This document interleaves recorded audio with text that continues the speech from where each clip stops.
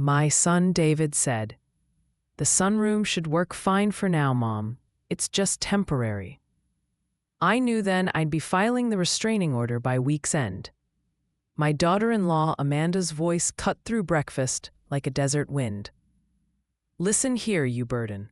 Your presence in the main house disrupts everything. The sunroom is all you deserve now. Think of it as your final space.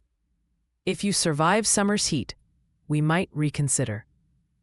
Amanda slammed her coffee against our grandmother's china, the one I'd preserved through 3 moves and 2 divorces. I sat motionless, feeling each of my 78 years. Keeping the silence I'd learned through decades of teaching high school English. After 35 years of grading papers, shaping young minds, and serving as department head at Phoenix Central, my hands shook too much to write on chalkboards anymore. But I'd expected to return to my books, my garden, in my quiet routines, not to a glorified greenhouse where temperatures soared past 100 degrees. I live here now in Scottsdale, in their world, their rules. After my tremors worsened, my doctor suggested companionship. David insisted I move in temporarily for support. I agreed because I thought they meant care. Help with medications, with doctor visits, with those small tasks that had become mountains. I never imagined becoming cargo to store in a glass cage. The morning after my first night in the sunroom, I woke drenched in sweat. My bed was a narrow daybed with a thin sheet, the kind meant for decoration, not survival. No air conditioning reached this far, and the morning sun already turned the glass walls into magnifying lenses. A single fan hummed uselessly in the corner. I lay there, watching heat waves distort the world outside, missing my classroom.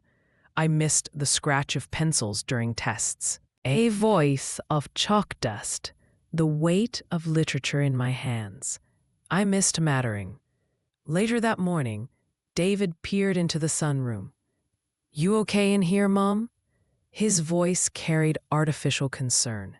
He wore his realtor's badge, the one I'd helped him earn by paying for his license courses when he lost his tech job. I nodded, my throat desert dry. He sighed. "We'll get the portable AC unit working soon. Just need to check the wiring." When he closed the door, I heard Amanda's whisper, "If heatstroke takes her, the inheritance comes faster." Then louder, "It's better than watching her hands shake doing dinner." I remained still, pretending sleep, but my mind was sharp as my red pen had been on student essays. I remembered guiding seniors through Shakespeare, defending classics from budget cuts, mentoring young teachers through their first years. Now I lay here, reduced to an inconvenience. I found my old teaching shawl hung on a wicker chair. I draped it over my shoulders despite the heat and sat on the daybed, hands folded, breathing in the stifling air of abandoned potted plants and dusty garden tools. Had I become just another withering thing in their greenhouse? The second day brought deeper heat. Arizona summers show no mercy, and the sunroom trapped every degree. I pulled the sheet around me, not for warmth, but for dignity, and thought of Robert, my late husband, of his gentle voice reading poetry to our students, how he'd supported my career, even when the principal said women shouldn't head departments.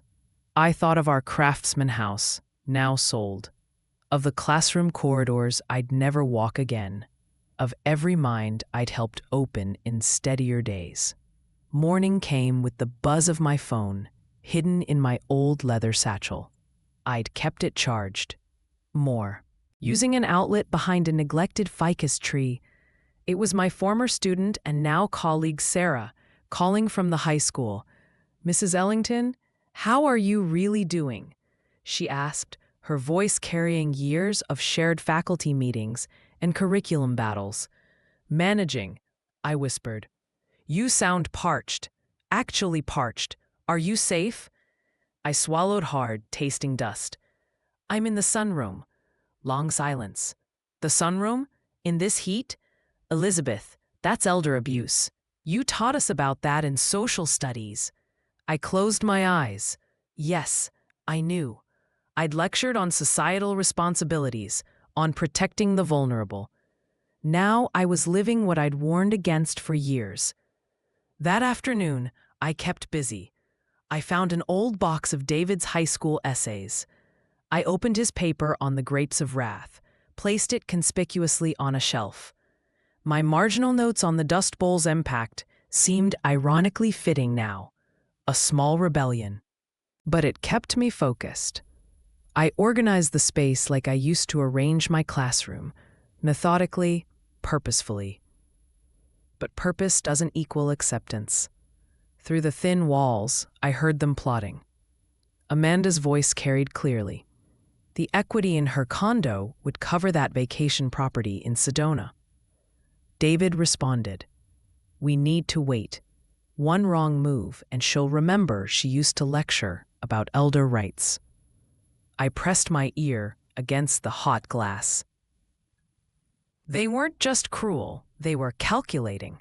They wanted my savings, my pension, the life I'd built through decades of service. And they were waiting for the heat to break me.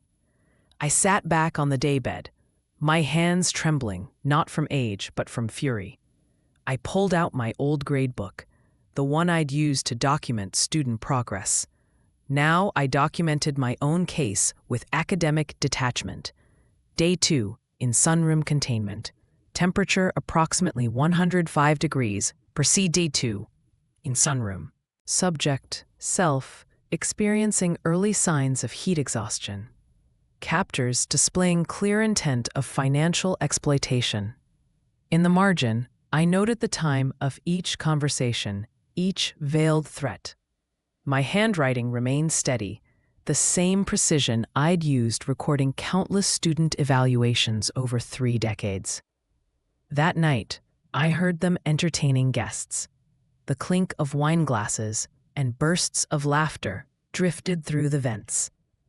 Mark Johnson, David's colleague, asked where I was. "Oh, Mom's resting in her special space," David replied smoothly. "She needs quiet after her diagnosis." Amanda added, "We've adapted the sunroom just for her comfort." More laughter. I recorded everything. The next morning, through the smudged glass, I watched David leave for an open house. The irony wasn't lost on me. I'd written his college recommendation when he decided to pursue real estate. Now he wrote reports claiming I was incompetent to manage my own property.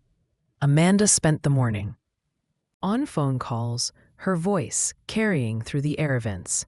"Yes, we're gathering documentation. No, she's not adapting well to the heat. Yes, signs of confusion. Of course we're concerned about her managing her own finances." My teacher's instinct kicked in. I recognized the systematic building of a case. They weren't just waiting for me to break. They were actively constructing my breakdown. I pulled out my tablet, carefully preserved since my teaching days. The Wi-Fi signal was weak, but reached the sunroom through the old copper pipes. I began researching Arizona's elder abuse statutes, power of attorney requirements, financial exploitation laws. I'd taught civics for years, led mock trials, trained students to recognize injustice. Now I used that knowledge to protect myself. Around midnight, David came in with a glass of water. Lukewarm, of course. "How are you feeling, Mom? Any disorientation? Memory issues?" His voice carried false concern. I met his eyes. "I'm quite oriented, David. To person, place, and situation. Would you like me to recite the preamble to the Constitution?" His face tightened. He recognized the challenge in my tone. "Just checking, Mom. We worry." I smiled, the same smile I'd given difficult students. "Document your concerns properly, Mr. Ellington. That's what I taught you in sophomore year." He left quickly. Through the vents, I heard him tell Amanda, "She's sharper than we thought. We need to move faster." I reached for my phone and pressed record.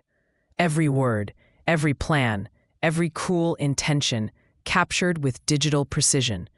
I thought of my mentor, Dr. Margaret Whelan, now retired but still on the state's education board. She'd always said, the best defense against injustice is meticulous documentation. I sent her a carefully worded email. Margaret, remember our discussions about recognizing abuse in student situations. I'm conducting a personal case study. We'll need your expert opinion. Her response came within minutes. Send everything. I'm already contacting colleagues in Arizona's Elder Rights Commission. The next day, I heard Amanda on the phone with their lawyer. Yes, we're her primary caregivers. No, she's not capable of independent decisions. Yes, we're prepared to seek full guardianship. My heart raced, but my mind remained analytical, like grading a complex thesis. Guardianship, the legal tool I'd warned my civics students about, how it could be weaponized against the elderly. I reached for my tablet again, fingers moving across the screen as I drafted a detailed timeline. I included my vital signs, taken with the medical kit I'd hidden in my teaching bag. Blood pressure elevated but stable. Mental status clear despite the heat. I documented everything with the precision of a veteran educator. As afternoon approached, the temperature climbed mercilessly. I could see heat waves dancing through the glass walls. I thought of the lessons I'd taught about survival in hostile environments, how people endure despite overwhelming odds. They were using the environment against me, hoping the heat would erode my mental acuity. But they'd underestimated the resilience of a woman who'd stood before thousands of students, who'd fought budget cuts and administrative battles, who'd shaped young minds while fighting for academic freedom. I wasn't just enduring. I was gathering evidence. Around 2 a.m., I heard David and Amanda arguing in the kitchen. "We need to move faster," Amanda hissed. Her teacher's pension alone would cover the Sedona down payment. David sounded hesitant. "But if we push too hard, people will ask questions. Remember, she trained half the English department." Amanda's voice turned cold. "Then we make sure those questions have convenient answers. Confusion, heat exhaustion, early dementia. You're the one with power of attorney. You know how to write it up." I pressed record on my phone again, feeling a grim satisfaction. They didn't realize they were building my case for me, word by incriminating word. As dawn broke, I reviewed my notes.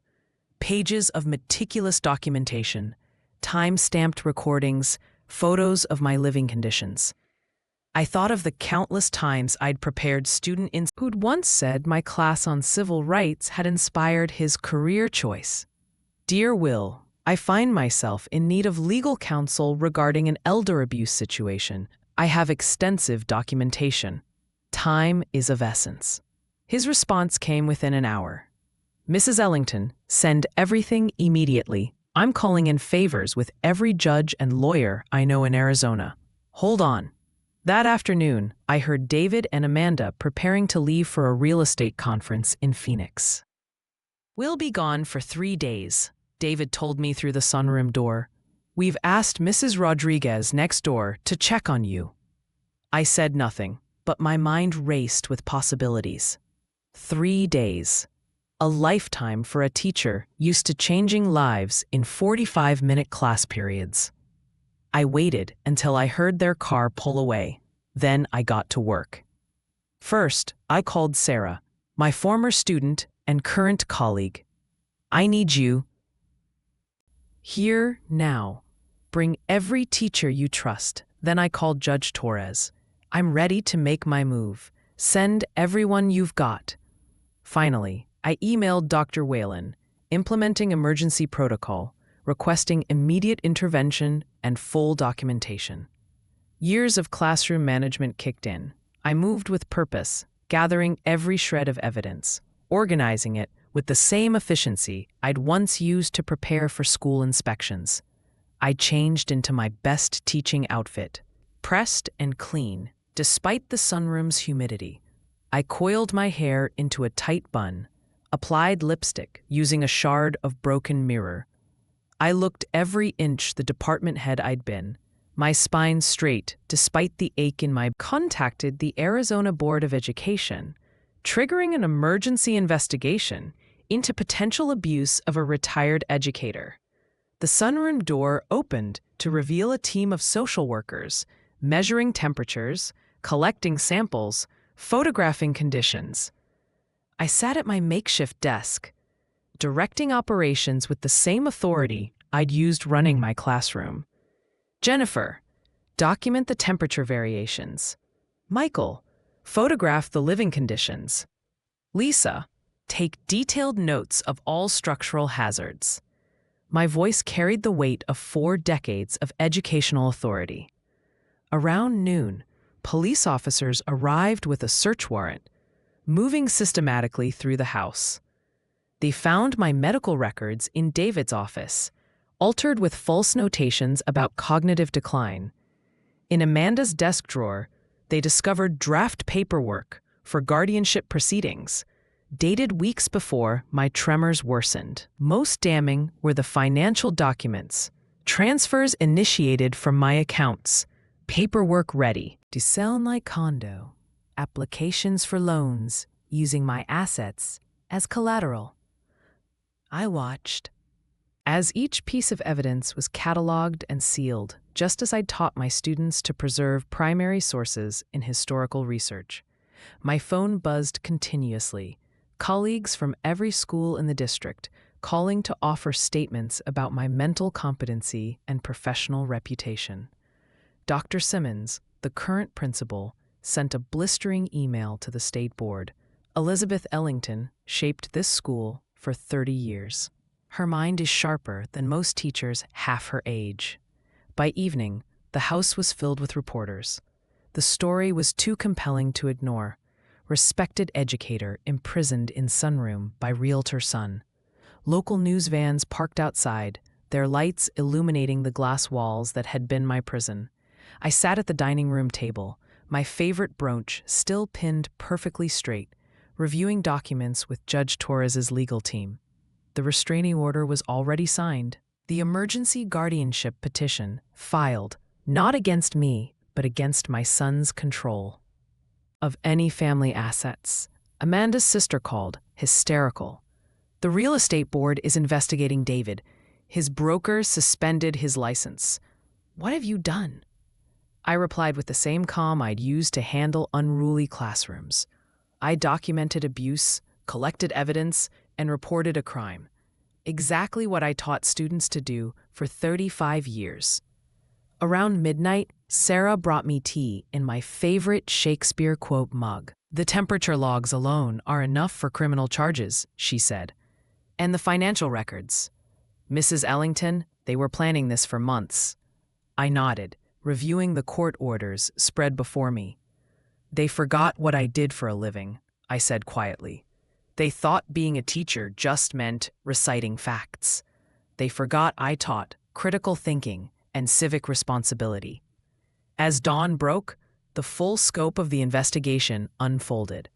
The district attorney arrived, grim-faced, with a stack of preliminary charges: financial exploitation, reckless endangerment, attempted medical fraud. The list went on, each charge supported by the evidence we'd meticulously gathered. I sat across from him, my posture perfect despite the ache in my joints, and recounted every detail with academic precision. My voice never wavered as I described the heat, the isolation, the overheard plots. The DA's eyes widened as I presented the recordings, the altered medical records, the financial documents. Mrs. Ellington, he said, I've never seen a victim compile a case this thoroughly. I met his gaze steadily. I'm not a victim, sir. I'm a witness. And I've been preparing cases like this for 40 years. By mid-morning, the story had gone national. Reporters clamored outside. held at bay by a phalanx of teachers who'd come from every school in the state. They formed a protective barrier, their professional attire a sea of sensible shoes and determination, a testament to the bonds forged through years of shared faculty meetings and curriculum battles. Inside, the house hummed with activity. Forensic accountants pored over financial records, uncovering a web of planned transfers and hidden accounts. IT specialists recovered deleted emails and text messages, each one damning. One message from Amanda to David chilled me. Once we have guardianship, we can liquidate everything. She'll be too medicated in the nursing home to notice. I remembered the countless times I'd counseled students, reassuring them their voices mattered, that they could change the world. The betrayal cut deep, but I channeled the pain into purpose. Around noon, my phone rang. It was the state superintendent's office. "Mrs. Ellington, the superintendent is appalled by your situation. She's calling for a statewide review of elder care policies and educational pension protections. Would you be willing to lead a task force?" I thought of all the students I couldn't reach, all the families I'd counseled, watched struggle against systemic injustice. "Yes," I said firmly. "It's time for a new lesson plan." As the day wore on, more stories emerged. Other teachers, inspired by my stand, began reporting suspected abuse cases. The state's Adult Protective Services was flooded with calls. I realized that my sunroom wasn't just a place of confinement. It had become a classroom for social change. By evening, David and Amanda returned early from their conference, walking into a house transformed into a hive of legal and investigative activity. Their faces drained of color as they saw me at the head of the dining table, surrounded by lawyers, police, and education professionals. "Mom," David's voice cracked. "What's going on?" I stood slowly, leaning on my old teaching podium, but my voice was strong. "What's going on, Mr. Ellington, is a full investigation into elder abuse, financial exploitation, and fraud. Consider this your final exam. And you're failing." Amanda lunged forward, her face contorted with rage, but 2 police officers stepped between us. "You can't do this," she screamed. "We gave you a place to stay." I adjusted my glasses, the way I used to before delivering a particularly important lecture. "No, Amanda. You gave me a glass cage and called it care. You gave me heat stroke and called it concern. You tried to steal my life's work and called it family duty." As they were led away in handcuffs, I felt no triumph, only a deep sadness. I thought of David as a boy, proudly showing me his first A+ paper. I thought of the day he graduated high school, beaming as I adjusted his honor cords. Somewhere along the way, he'd lost the lessons I'd spent a lifetime teaching. The next morning, Sarah helped me move back to my condo. The space felt different now. On my desk, I found a stack of letters from former students, each one offering support, resources, safe houses if needed. One note particularly caught my eye, from a student I'd taught 20 years ago. "Mrs. Ellington, you once told us that education is not just about learning facts, but about learning to stand up for what's right. You're still teaching us." I sat in my reading chair, the one Robert and I had bought when we first started teaching, and began to write. Not lesson plans this time, but a different kind of document. To whom it may concern, this is not just my story, this is a lesson in dignity. The words flowed like they used to when I wrote on my classroom blackboard. In 35 years of teaching, I learned that the most important lessons often come from the hardest experiences. I taught literature because stories have power. They teach us about humanity, about courage, about the quiet strength it takes to stand up when others try to push you down. This is my story, but it's also a textbook example of how elder abuse happens not with sudden violence, but with slow erosion of dignity. I wrote through the afternoon, documenting everything. The way David's voice changed when he talked about my assets. The calculated placement of my bed in the hottest part of the sunroom. Amanda's whispered phone calls about power of attorney. I wrote about the temperature readings I'd recorded every hour, the water they'd rationed, the meals they'd forgotten to bring. The narrative grew like one of my semester-long lesson plans, each detail building on the last. Around sunset, Judge Torres called. "Elizabeth, the DA wants to offer them a plea deal." I sat straighter in my chair. "What kind of deal?" "If they sign. Overall financial control back to you. Return every penny they've taken and agree to supervised visitation only. They might avoid jail time." I thought about it, the way I used to consider students' futures when deciding on disciplinary actions. "What do you think, Will?" He was quiet for a moment. "As your former student, I think they deserve the maximum sentence. As a judge, I think rehabilitation might be possible with strict oversight." I nodded to myself. "Let me think about it." That night, I couldn't sleep. I walked through my condo, touching the spines of books I'd taught from for decades. Steinbeck, Morrison, Orwell, authors who wrote about justice and injustice, about the complexity of human nature. I found David's old copy of To Kill a Mockingbird, his margin notes still visible. On page 47, he'd written, "Standing up for what's right matters more than standing with family when they're wrong." I sat down and cried then, not from weakness, but from the weight of realized truth. The next morning, I called Sarah. "I need you to help me with something." She came over immediately, bringing her laptop and printer. Together, we drafted a document, not a legal one this time, but an educational one. A curriculum for dignity, recognizing and responding to elder abuse. We worked through the day, combining my experience with her technological skills. By evening, we had created a comprehensive program, complete with warning signs, documentation strategies, and resource lists. "This isn't just about punishment," I told her. "It's about prevention." The following week, I received an invitation to speak at the State Teachers Conference.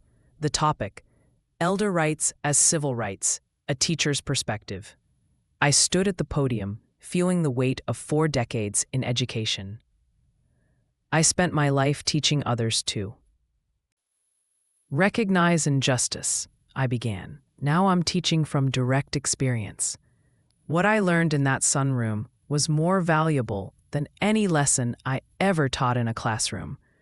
I learned that abuse doesn't always come with raised voices. Sometimes it comes with quiet suggestions, with locked doors, with temporary arrangements that become permanent prisons. I learned that the people who try to silence you often do it while saying they love you."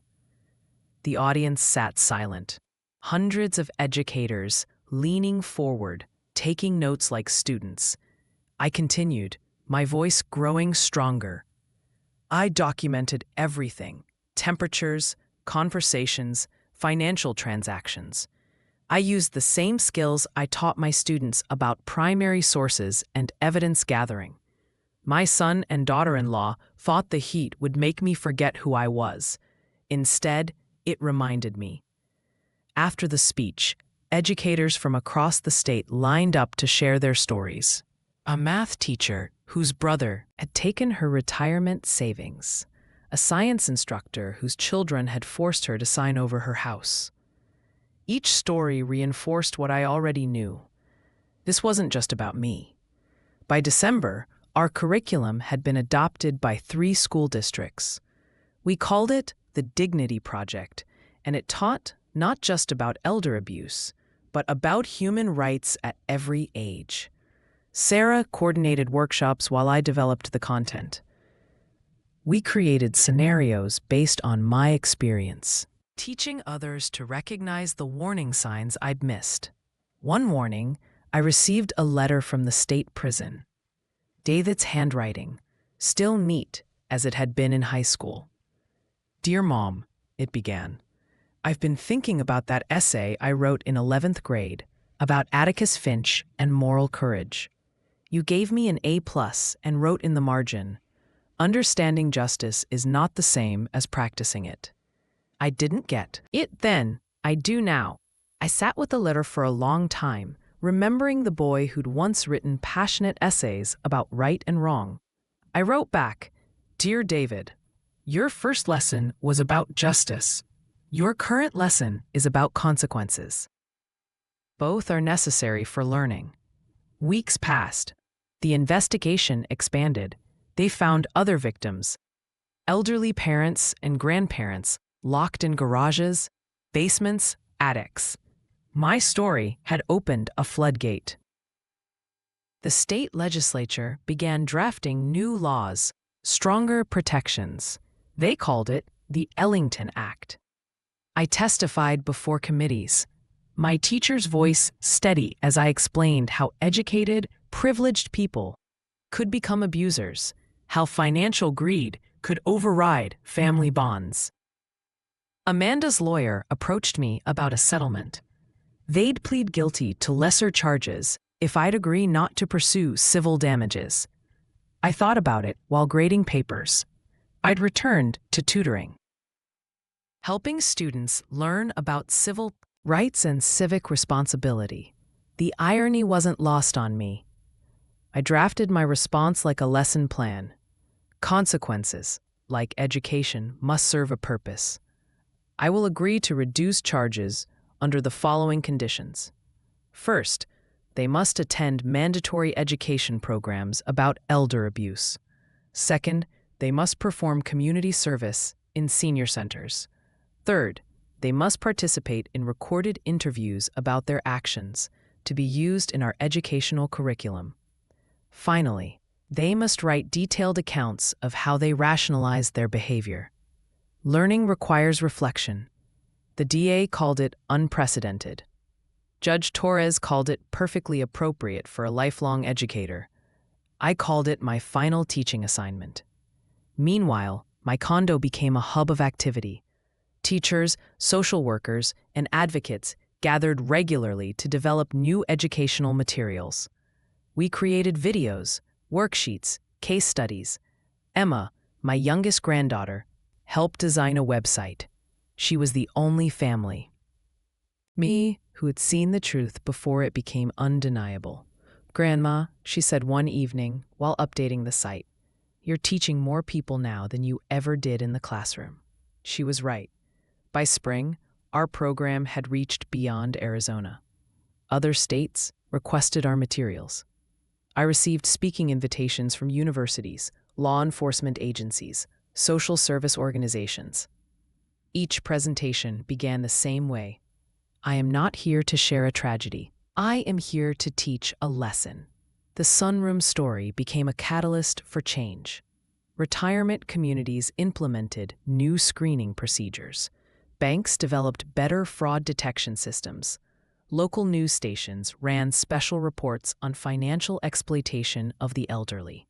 But the most significant change happened in living rooms across the country, where adult children watched my interviews and looked at their own parents differently. Sarah tracked the impact through surveys and feedback forms. "You're creating a movement," she told me one afternoon. A movement based on dignity and documentation. I thought about those words while preparing for my next presentation. Dignity and documentation, the tools of both teachers and survivors. In January, I received another letter from David. He'd completed the first phase of his mandated education program. "I keep thinking about that summer you sold your car to pay for my college application fees," he wrote. "I didn't understand then what it meant to sacrifice for someone else's future. I twisted that lesson into entitlement." I read his words during my morning coffee, sitting in my study where the temperature was exactly what I chose it to be. His handwriting showed signs of change. Less confident, more contemplative. I wrote back, "Education isn't just about learning new things. Sometimes it's about unlearning harmful patterns. Your real final exam is happening now." Amanda sent her own letter a week later, shorter, but equally reflective. "I never saw you as a person," she admitted. "You were an obstacle, then a resource, then a problem to solve. I forgot you were someone's mother, someone's teacher, someone who had built a life long before I came along." The letters kept coming. Filling a folder, I labeled "Evidence of Growth," but I wasn't ready to forgive. Understanding doesn't erase consequences. That was another lesson I'd taught for years. By summer's end, our program had trained over 5,000 people. We'd created a hotline, staffed by retired teachers who knew how to listen and document. The Ellington Act was signed into law, establishing stricter penalties for elder abuse and mandatory reporting requirements. I stood behind the governor as she signed, my teacher's pen glinting. Emma graduated from college that year, her thesis focusing on educational approaches to preventing elder abuse. She dedicated it to me, to my grandmother, who taught me that the most important classroom is life itself. She took over much of the program's daily operations, bringing fresh perspectives and technological innovations. The Sunroom, where I'd been imprisoned, was converted into an education center. Social workers brought clients there to learn about warning signs and escape strategies. The glass walls that once trapped heat now let in light for clarity and growth. As I approach my 80th birthday, I'm still teaching, though differently now. My lessons come from lived experience. My textbooks are real stories, and my students are anyone who needs to learn about dignity, documentation, and the quiet strength it takes to stand up for oneself. David and Amanda completed their programs and were released under supervision. They work now in elderly care facilities, not with patients, but maintaining the grounds. They witness daily the value of the lives they once dismissed. Sometimes I see them during my presentations, sitting in the back, taking notes like the students they've become. I end this account where all good lessons should end, with a call to action. To anyone reading this who feels trapped, forgotten, or dismissed, document everything. Keep your mind sharp. Remember who you were and are. Your story matters. Your dignity matters. And it's never too late to teach others the most important lesson of all, that every life deserves respect, protection, and the right to thrive in its own chosen space. This isn't just my story anymore. It's a curriculum for change, a textbook for transformation, and a reminder that sometimes the most powerful teaching happens outside any classroom walls.